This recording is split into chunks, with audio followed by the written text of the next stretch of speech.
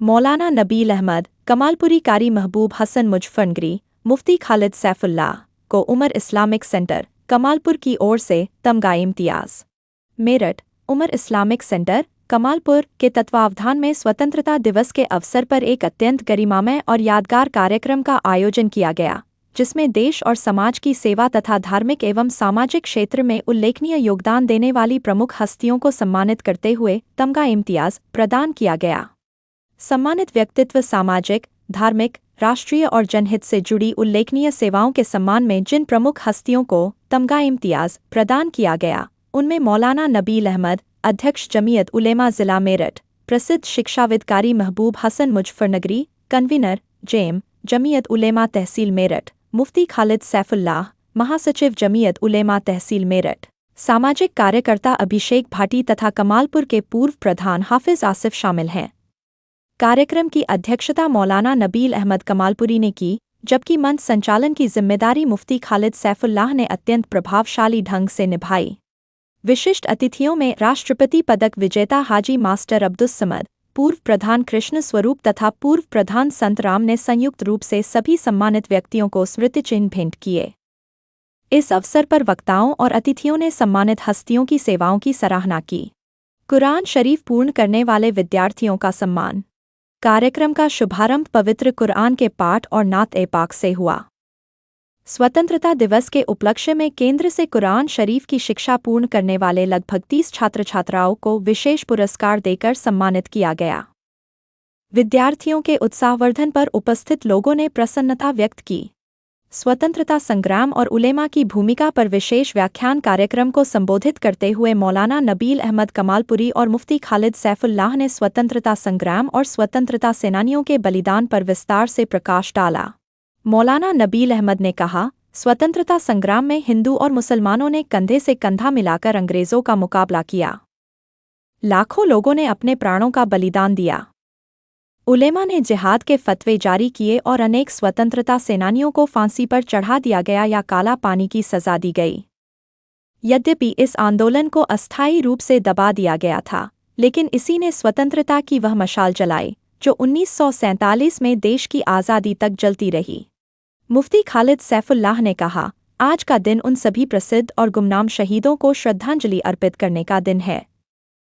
हमें अंग्रेज़ों के विरुद्ध संघर्ष करने वाले स्वतंत्रता सेनानियों के महान बलिदानों को सदैव याद रखना चाहिए और अपनी स्वतंत्रता की रक्षा का संकल्प लेना चाहिए। सेंटर के प्रबंधक हाफिज सैफुल इस्लाम उर्फ शहपर कमालपुरी ने अपने स्वागत एवं धन्यवाद भाषण में कहा, अंग्रेज़ों की दमनकारी नीतियों, भूमि पर कब्जे और धार्मिक मामलों में हस्तक्षेप के कारण लोगों में असंतोष बढ़ रहा था। जब सैनिकों को ऐसे कारतूस दिए गए जिन्हें धार्मिक दृष्टि से अपवित्र माना गया, तब सैनिकों ने विद्रोह का बिगुल फूंक दिया और मेरठ तथा दिल्ली से उठी यह चिंगारी देखते ही देखते पूरे देश में फैल गई। आभार और समापन सम्मान प्राप्त करने वाली हस्तियों ने उमर इस्लामिक सेंटर के पदाधिकारियों, साथी पत्रकारों, मित्रों और सभी शुभचिंतकों का हृदय से आभार व्यक्त किया। उन्होंने भविष्य में भी पूरी ईमानदारी, निष्पक्षता और जनसेवा की भावना के साथ अपने दायित्वों का निर्वहन करने का संकल्प दोहराया। कार्यक्रम के समापन पर देश की सुरक्षा, शांति और समृद्धि के लिए विशेष प्रार्थना की गई। इस सफल आयोजन में हुसैन अहमद, हाफिज मोहम्मद अहमद, मास्टर मोहम्मद साकिब, मोहम्मद यूसुफ, हाफिज मुआविया और साहिबजादा हाफिज मुजीबुर्रहमान रशीदी सहित बड़ी संख्या में क्षेत्र के गणमान्य नागरिकों और आम लोगों ने भाग लिया। अब मरते दम तक इस इतिहास को तोड़ने नहीं देंगे। जो लोग इस तरह की सोच रखते हैं उनको मजबूर होना पड़ेगा, उनको पीछे हटना पड़ेगा। उनकी साजिशों को, उनके इरादों को हम बिल्कुल नकारते हैं और उन्हें किसी तरह से भी हम कबूल करने के लिए तैयार नहीं है। इस मुल्क की सलामती, इस मुल्क का अमन और चैन, इस मुल्क की मोहब्बत, इस मुल्क की कामयाबी इसी में मुजमर है, इसी में पोशीदा है कि इस मुल्क का हर बाशिंदा, जो भी ईसाई हो, सिख हो, हिंदू हो, मुसलमान हो, सब भाईचारे के साथ जिंदगी गुजारेंगे तो ये मुल्क तरक्की करेगा। वरना अगर ये टूट गया, अगर ये इतिहास टूट गया, ये मेल जोल, ये मोहब्बत, ये तारा पारा हो गई तो ये मुल्क बिखर जाएगा और बिखरने के बाद बहुत नुकसान इस मुल्क का होगा। लिहाजा हम आज उन अकाबिर की, उन बुजुर्गों की जिन्होंने हिंदुस्तान को आज़ादी दिलाने में अपनी कुर्बानियां दी है, अपनी गर्दनों को कटवाया है, अपने बच्चों को यतीम किया है, जेलों को आबाद किया है, उनको उनकी याद को ताज़ा करते हैं और उनको सलामती पेश करते हैं अपनी जानिब से। अल्लाह तबारक व तआला उनको करवट राहतें नसीब फरमाए और अल्लाह रब्बुल इज्जत उन्होंने जो सबक हमें दिया है उस सबक को हम याद रखें, उसी को आगे याद करके इंशाअल्लाह इस मुल्क को आगे बढ़ाएंगे। वमा अलैना इल्लल बलाग किया है।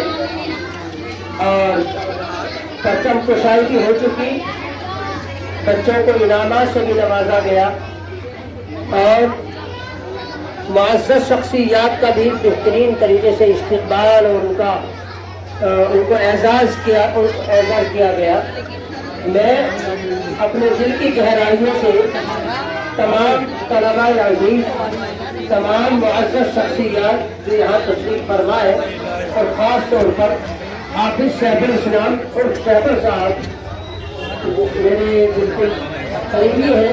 अल्लाह तबारक व तआला इनकी काबिशों को, कुर्बानियों को कबूल फरमाए। जो इत्तिहाद और मोहब्बत का पैगाम इन्होंने यहाँ से दिया है, अल्लाह ताला इसको अपनी बारगाह में कबूल फरमाए और आइंदा भी इस तरह के प्रोग्राम करते रहने की ज़रूरत बहुत ज़्यादा है।